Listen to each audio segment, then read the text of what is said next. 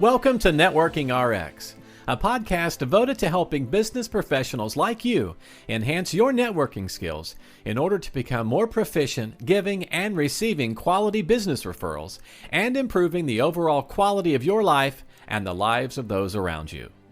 The Networking RX podcast is a production of AmSpirit Business Connections, an organization whose mission is to empower business success through networking.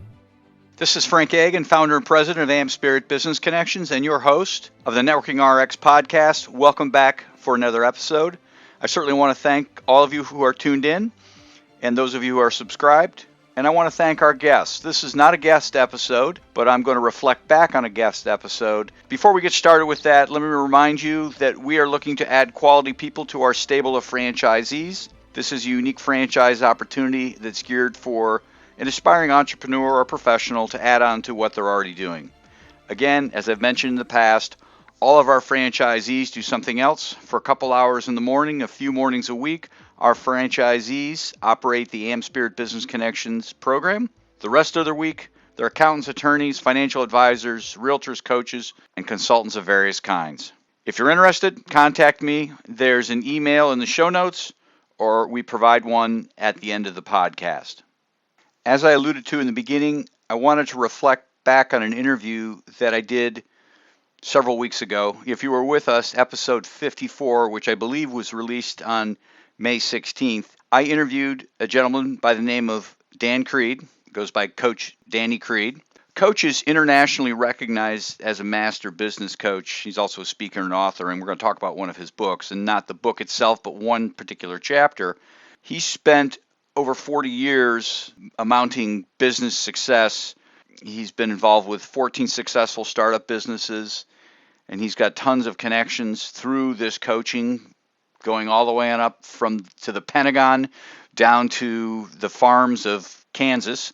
He has logged close to 10,000 hours of coaching time with his clients.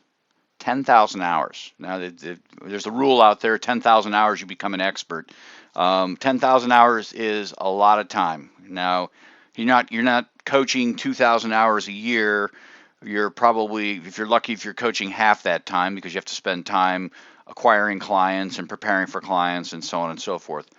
Point being, he's got a tremendous track record of coaching and working with small businesses, applying what he terms as street fighting business smarts to his clients. And like I said, he's an author. And he had sent me a copy of his book, A Life Best Lived, A Story of Life, Death, and Second Chances.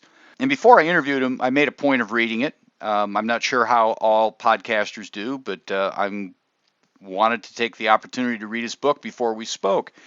And there was one particular chapter that really stuck out to me. I mean, the whole book is really good. There's one chapter in his book that really kind of jumped out at me. But before I get into that, let me give you kind of a backdrop of the book itself. Again, I'm not going to review the whole book. I don't think that's fair to the author. It is a good book. I suggest if you are a reader or not a reader that you go out and get it. But the book starts out telling his story. And I guess the pertinent part of his story is that in September of 2015, he came close to dying. He had a major heart episode. I won't get into the specifics of that. And interestingly enough, the day he went in for major bypass, major heart surgery, his mother passed, and that's all part of the story. But all these things kind of led to an epiphany for Coach as to how he would change his life. And this led into this particular chapter that really jumped out at me. It's chapter 31. He's got chapter 30. There are a lot of small chapters in this book. And in it, he's got 11 commitments, and in chapter 31 happens to be his commitment number 3. The title for this chapter, My Purpose in Life is to Help Others Achieve Their Destiny, and through this I achieve mine. So I want to read the first sentence to this, and again, I wanted to share about the book because it all kind of ties into this. I spent a prime portion of my life only caring about achieving my goals and the rewards that I would receive from that. I was very egocentric about my dreams and vision. I now understand that to live a life best lived, I need to focus more on what could be called servant leadership. That is, helping others achieve their goals, and through that, I will achieve mine. And again, I've find that to be interesting. Here's a guy, he's hard charging, comes close to death, and at one point realizes, you know what? For me really to take this to the next level, to achieve everything I really want to achieve, I've got to stop and I've got to try and help other people. Now, if you're a student of networking or you really believe in networking, you get the concept, or hopefully embrace the concept, that to get things in life, you need to be willing to give first.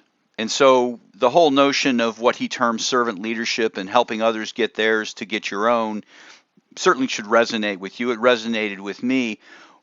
What this chapter ultimately becomes is a chapter on listening. To serve others, we need to know what other people need and want before we can help them.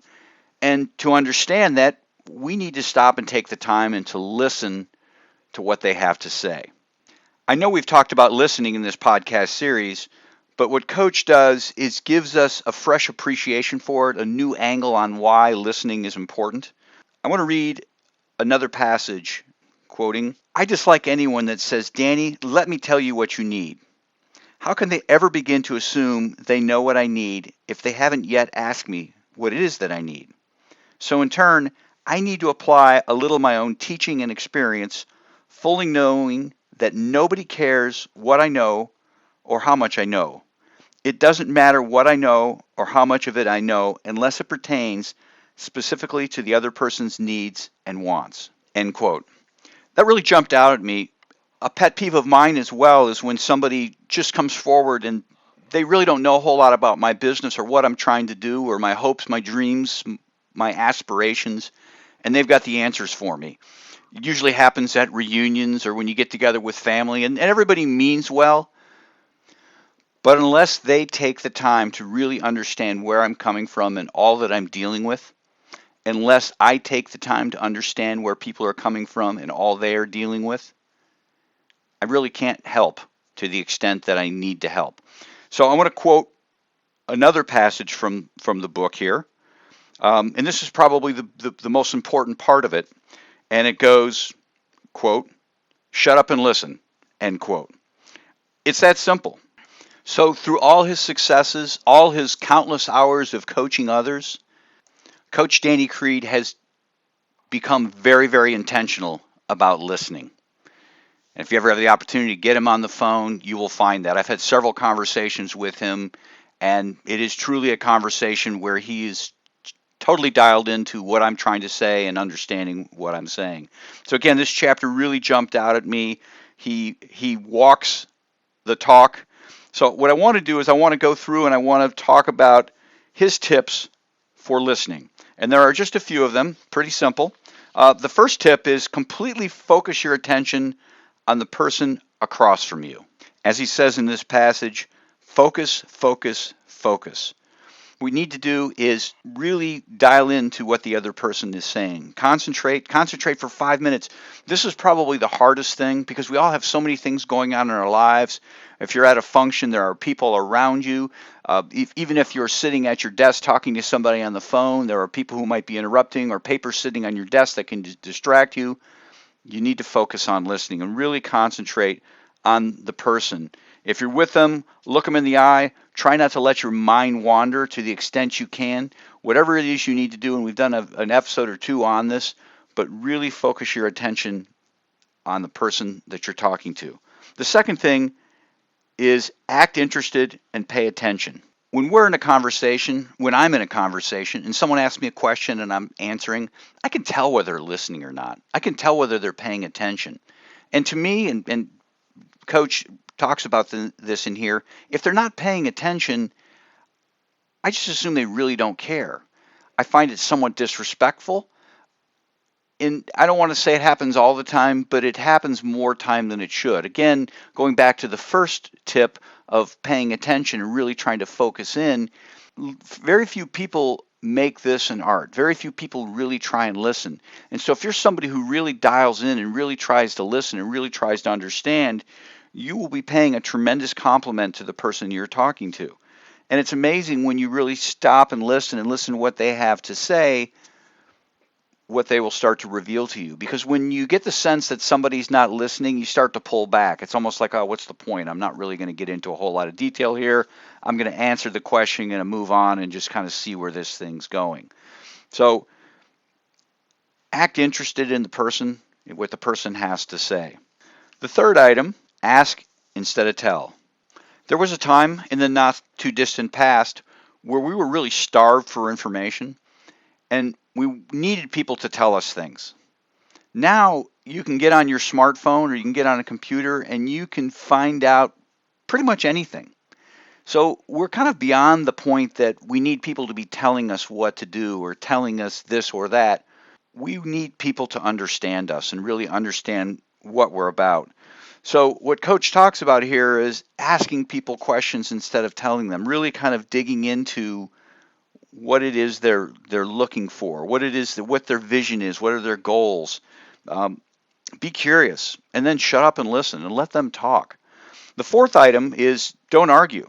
And this should go without saying, but I have been in conversations where I will be sharing something with somebody and then they take issue with it. And it might be something related to my business. And again, they don't know all the ins and outs of my business. They don't know how my business operates. They don't know the challenges that I have, but they're going to take issue with me. You should be doing this. It's like, well, I may have considered that. Maybe it's something I totally missed. I don't know.